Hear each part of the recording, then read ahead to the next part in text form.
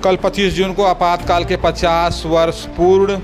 भाजपा ने कहा 25 जून को काला दिवस के रूप में मनाए जनता, ताकि लोग जाने सच्चाई। बहुत प्रासंगिक है। आज इसी विषय को लेकर हम लोग बैठे हैं। हम तो बताना ही चाहते हैं, आपातकाल की घटना को उठाकर हम यही बताना चाहते हैं कि लोकतंत्र की हत्या उस समय हुई थी, लोकतंत्र की फिर हत्या ना हो, संविधान का कोई उल्लंघन ना करे, उसमें कोई छेड़छाड़ ना हो, और किन लोगों ने किया और उसके क्या दुष्परिणाम हुए, यही विषय हम सामने रखना चाह रहे हैं, ताकि आज की पीढ़ी अपनी ताकत समझे, लोकतंत्र की ताकत समझे। आज कांग्रेस की दोहरी नीति है। आज कांग्रेस संविधान बचाओ और लोकतंत्र खतरे में है, इसका नारा लेके चल रही है। हर जगह इनकी बैठकें होती है कि संविधान खतरे में है, लोकतंत्र को बचाना है। अरे भाई, किससे बचाना है ये भी बता देंगे। संविधान खतरे में तो किससे है? छत्तीसगढ़ मेडिकल सर्विसेज बोर्ड के चेयरमैन दीपक महकसे अपने एक दिवसीय प्रवास के तहत आज अंबिकापुर पहुंचे। इस दौरान उन्होंने अंबिकापुर के भाजपा कार्यालय में पत्रकारों से मुलाकात की। इस दौरान उन्होंने एक पत्रकार वार्ता करते हुए कहा कि 25 जून 2025 को आपातकाल का 50 वर्ष पूर्ण हो जाएगा। 25 जून को भाजपा आम जनता से काला दिवस के रूप में मनाने की अपील कर रही है। उन्होंने यह भी कहा कि 25 जून 1975 को तत्कालीन प्रधानमंत्री इंदिरा गांधी ने आंतरिक आपातकाल की स्थिति की घोषणा कर लोकतंत्र पर हमला बोला। इस दौरान प्रेस पर सेंसरशिप लगाई गई, नागरिकों की स्वतंत्रता छीन ली गई और विपक्षी नेताओं को हिरासत में लिया गया। दीपक महकसे ने यह भी कहा कि यह कदम देश की जनता के अधिकारों पर गहरा आघात था। इंदिरा गांधी ने आपातकाल के दौरान संवैधानिक मूल्यों का उल्लंघन करते हुए सत्ता का दुरुपयोग किया।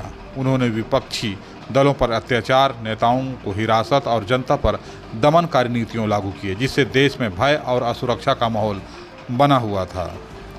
उन्होंने यह भी कहा कि आपातकाल के दौरान न्यायपालिका पर दबाव डाला गया, जिससे न्यायिक स्वतंत्रता प्रभावित हुई। कई मामलों में न्यायाधीशों को जनता के हित में फैसला देने से रोका गया। इन तमाम बातों को आज के युवाओं को भी जानने की आवश्यकता है, ताकि उन्हें पता चल सके कि 1975 के दौरान क्या कुछ हुआ था। इस दौरान उन्होंने क्या कुछ कहा, आप भी सुनिए। आपातकाल एक काला धब्बा रहा है भारत के इतिहास में। भारत की संस्कृति कभी भी नहीं रही इस तरह से तानाशाही की। ये क्यों हुआ, इसके परिणाम क्या कारक थे, किसने किया, और बड़े मज़े की बात हम आपको बताएं, जिन्होंने किया वही कहते हैं कि संविधान की हत्या हो रही है। मैं डॉक्यूमेंट लेके बैठा हूँ, मैं नहीं चाह रहा इसमें से कोई भी पैरा मेरे बोलने में छूट जाए। विषय बार बार ये आता है कि भाजपा इस विषय को क्यों उठाती है। मित्रों, भाजपा ने इस त्रासदी को भोगा है, हमारे परिवारों ने इस त्रासदी को भोगा है। और एक बड़ी अच्छी लाइन है कि अपना इतिहास नहीं जानोगे तो खुद को कैसे पहचानोगे। अगर हम अपना इतिहास ही नहीं जान पाए, आज के युवा, आज के बच्चों को अगर वो त्रासदी के बारे में हम नहीं बता पाए, तो जिन लोगों ने लोकतंत्र की हत्या की थी वही आज झूठ बोलते फिर रहे हैं कि लोकतंत्र की हत्या हो रही है। इन्होंने क्या किया, क्या काला अध्याय भारत के लिए लिखा है इन्होंने, जिसे पूरा भारत आज भी शर्मसार महसूस करता है। ये हमारे नवयुवकों को, आज की पीढ़ी को इसकी जानकारी होना चाहिए। विषय कई बार दोहराया जाता है। उस समय फखरुद्दीन अहमद जी थे और आपातकाल लगाने के पहले मंत्री परिषद की बैठक तक नहीं लिए लोगों ने। आदेश चुटकी बजाए हो गया। तो वो पहली घटना थी कि किस तरह से एक नियमित बैठक के तहत किसी भी चीज़ का निर्णय लिया जाता है, वह भी नहीं किया। उसके बाद देखिए, देश, हम लोग आज़ादी हमने, ऐसा नहीं है कि बहुत आहुतियाँ दी हैं। बहुत लोग ने अपनी आहुतियाँ दी जब हमको आज़ादी मिली है, और कोई एक व्यक्ति या एक परिवार इन आहुतियों को नजरअंदाज करके संविधान से छेड़छाड़ करके सरकार बना ले, ऐसा देश तो है नहीं भैया। हम लोग हिंसक नहीं हैं, लेकिन अपने अधिकार समझती है हमारी जनता। जेपी आंदोलन उभरा, जोर शोर से उभरा, और पूरे देश में उसकी लपटें फैलने लग गई।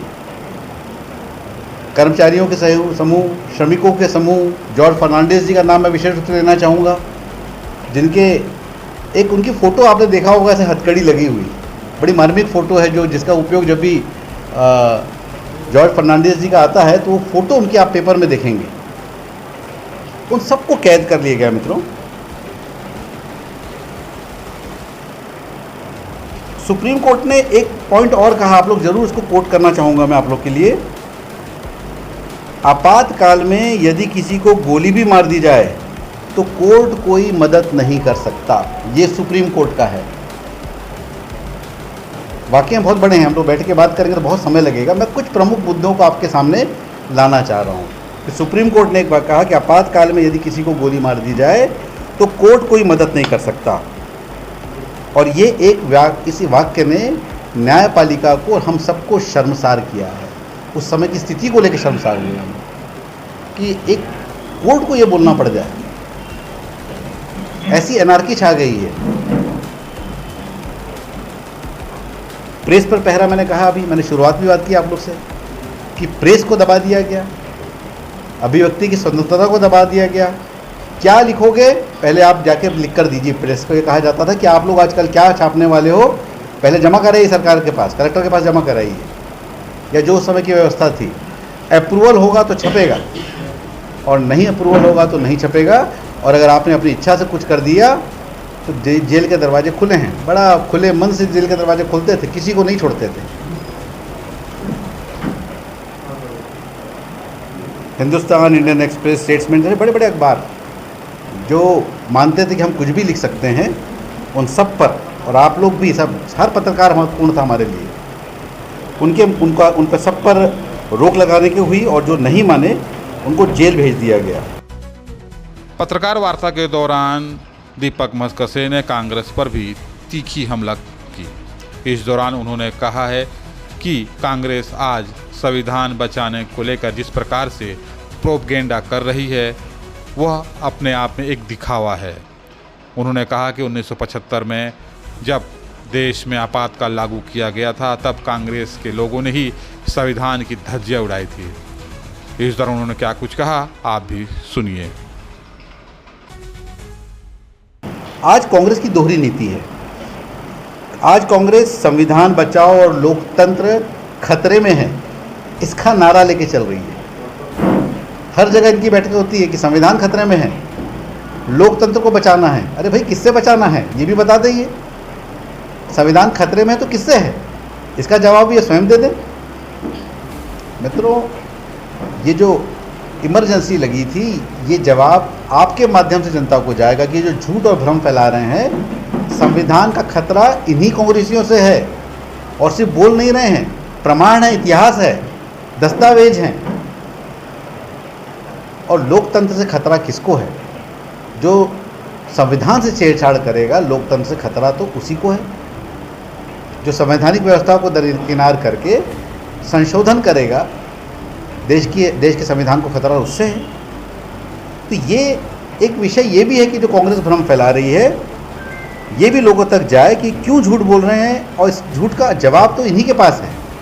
हम इस मंच से, इस घटनाक्रम से आपके मार्फत जनता में ये भी बताना चाहते हैं कि यही लोग जो हैं जिन्होंने संविधान की हत्या की, तो इन्हीं से लोकतंत्र को खतरा रहा है, प्रमाणित है ये। हम लोग को लगे आरोप लगाते हैं। डॉक्टर अंबेडकर जब जीवित थे, उस समय का एक घटना है, तब कांग्रेस ने इनको संसद से बाहर कर दिया था मित्रों। यही लोग हैं और ये बड़ी बड़ी बातें करते हैं। तो ये एक कोट करने का विषय आप लोग के बीच में, इसलिए उसको मैंने लिख के रखा था। और उनके विचारों को पाठ्य पुस्तकों से भी गायब कर दिया जाता है। मतलब पाठ्यक्रम भी इनके हिसाब से बनेगा, ऐतिहासिक तत्वों पे नहीं बनेगा। तो ये विषय क्योंकि आपके बीच जाना था, इसलिए मैंने इसको कोट करने का प्रयास किया। घटनाक्रम हो गया, कांग्रेस की बात हो गई।